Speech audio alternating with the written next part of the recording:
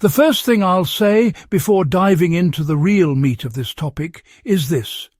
If you're watching this on Iron Age Instincts, make sure you hit subscribe, because this channel is one of the few places on YouTube where history is treated like a craft, not a costume. And today's topic deserves that level of seriousness. When you start digging into wartime field manuals, forgotten engineering notes, and soldier testimonies, you realize something strange. The front lines weren't just battlefields, they were improvised laboratories.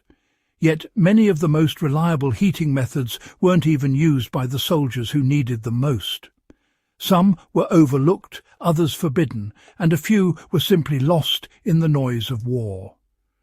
But they still work today, require no power, and can be applied in any off-grid or emergency situation if you understand the principles behind them. Now let's get into the 5 techniques that never made it into standard kit, but absolutely should have. How stone bank heat capture was ignored despite thousands of years of proof.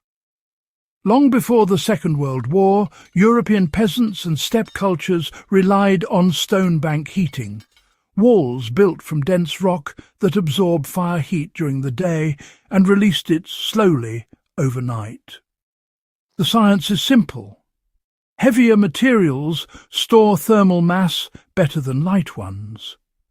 But frontline engineers and quartermasters never adopted the method because it wasn't portable and didn't fit into the rapid movement doctrine of the time. Yet, even without building walls, the principle works in the field.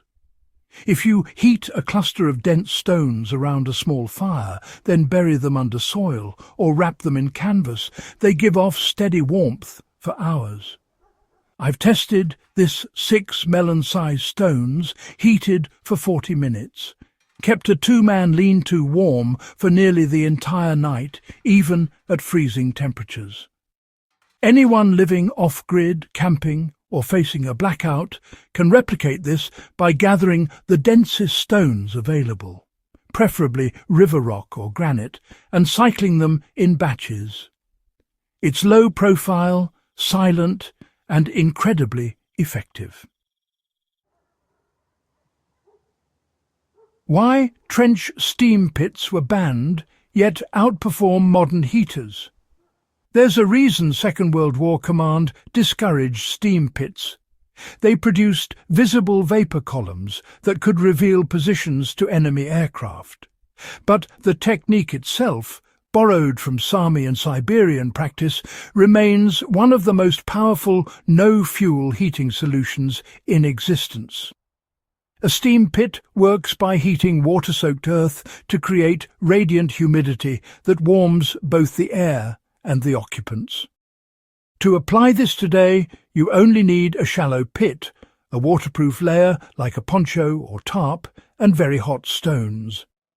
Pouring small amounts of water over those stones under the tarp creates a sustained, gentle release of warm, moist air that fills an enclosed shelter.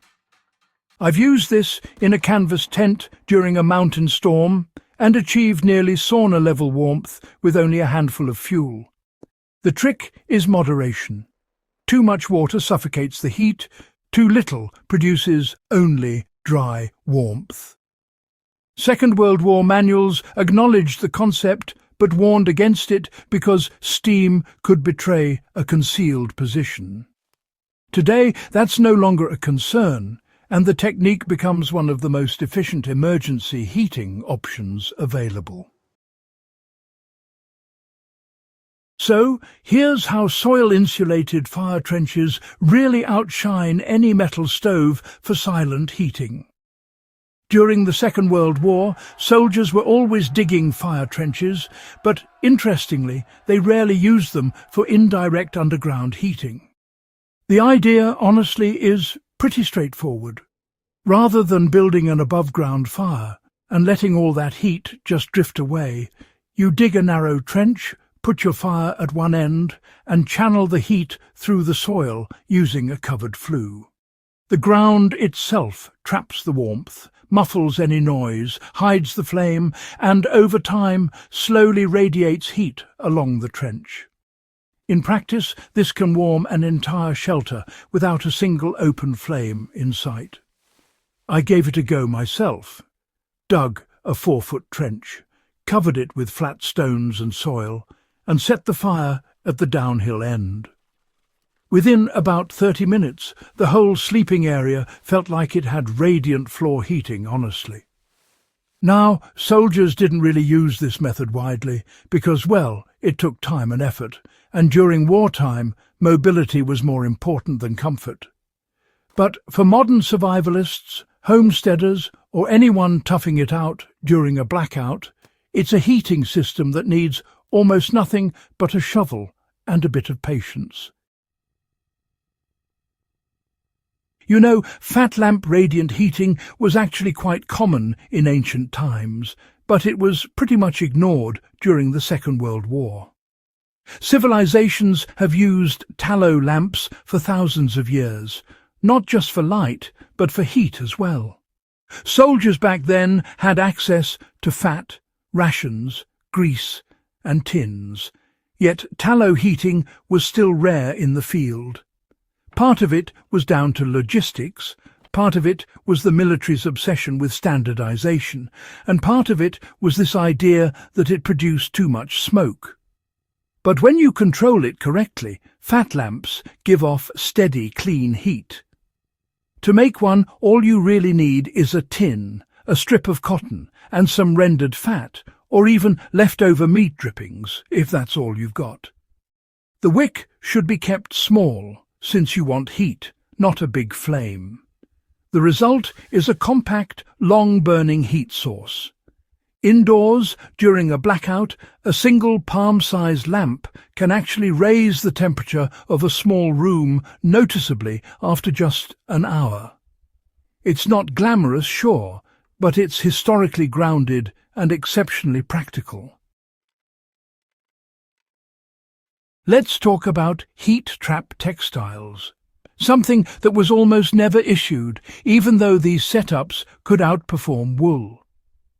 One detail from Second World War research that's often overlooked is just how effective layered textile heat traps really are. Peasants and nomadic cultures had a simple system: a breathable inner layer, a trapped air layer, and a wind-breaking outer shell. The real insulator is the air itself, not the cloth. Militaries knew this, but logistics limited what they could actually give to soldiers. So, troops often ended up fighting with wet wool, which, as you might know, loses most of its insulation when it gets soaked. You can actually replicate the old method with either modern or traditional materials. Start with a dry, breathable layer. Add a loosely woven spacer layer, like burlap or coarse linen. Then top it off with anything windproof, a tarp, leather, even waxed canvas. I've worn this setup in freezing alpine wind, and honestly, it's the air trap that does the real work, not the weight of the fabric. This applies perfectly to heating a space too. Just hanging an air trap curtain around a bed or cot can create a microclimate that's 5 to 10 degrees warmer than the room, without using a single watt of electricity. These are genuine techniques with real historical grounding, methods that worked before electricity, worked before militaries standardized their gear, and honestly still work today when the power goes out, when the grid fails, or when you're just trying to reconnect with those raw, timeless skills people once used to survive. If you'd like more history-driven survival knowledge, make sure you subscribe to Iron Age Instincts and share this video with others who love the forgotten side of history.